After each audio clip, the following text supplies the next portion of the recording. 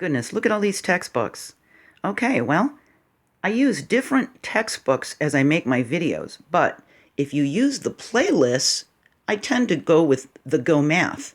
Now, they have all different grade levels, as you can see, and this one right here is one of my favorites. This is Silver, Burdette, and Ginn, and it uses, this is the first grade book. And if you look inside of here, these are consumables. When they're made out of paper, when they're paperback like this, which is my preference for math books, because the kids feel the ownership. They can actually write in them. They can color the pictures. For first grade, this is really important. For all the grades, it is. So you can see at the end of this chapter, there's actually a chapter test that can be torn out. See? And they can take this and look at this. Preparing for tests, a cumulative review. So you can actually tear these pages out. I like the Silver, Burdette, and Ginn for first and second grade because they actually have stories in them. So they get a little reading with them too. And it's very, very well done. So that is the first grade one I like to use. And I also like to use the Silver, Burdette, and Ginn, or Ginn, I'm not sure of the pronunciation.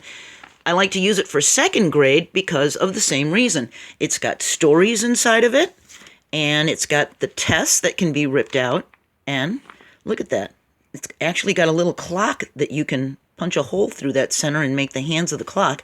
And I really like these for first and second grade. And it's got chapter test in it. See? Very colorful, very pretty, very exciting to use. Then I moved to the Go Math for third grade. I like the Go Math series from then on. I'm a little wary about the 7th grade one. The 6th grade one and the 8th grade one are much better than the 7th grade one, but in order to stay consistent so that the student is getting the same, path upwards, I figured I'll stick with this, but I'm not that happy with the Go Math grade 7. Now, you can also, for adults, use these little types of books that are thin and specific. This one is just on percents and proportions. And if you turn to a certain lesson, here's on fractions, reducing a fraction to its lowest terms. You can just type in Joann School, reduce fractions, or Joann School, improper fraction, and it'll teach this lesson. And I do have a fraction playlist. And you can even get a specific book that's just an adult quick algebra. See? These are the number power books. Now, when I get to algebra, which is covered in 6th, 7th, and 8th grade, there's even a little bit of it in 3rd grade. When I get to Algebra 1 and Algebra 2, my preference is the Prentice Hall books. These are very, very good.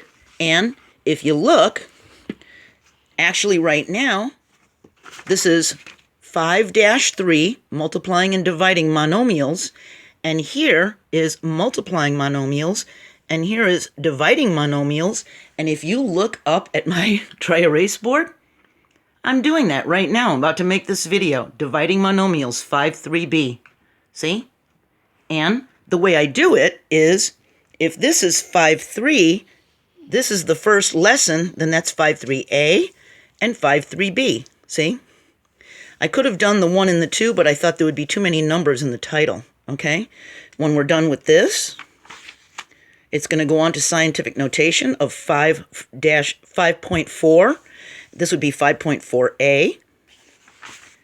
And then we would go on to 5.5, which is polynomials. This would be 5.5a.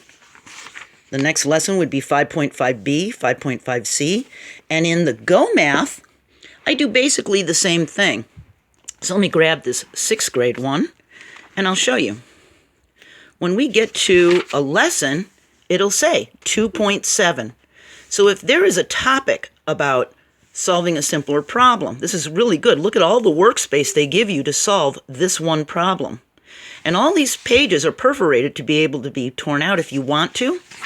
Most people just keep them together, though. But it gives you a lot of workspace. Look at this. Show your work. There's all this space to do your work or to solve a problem. And look at a Chapter 2 review test. Here's test prep. See?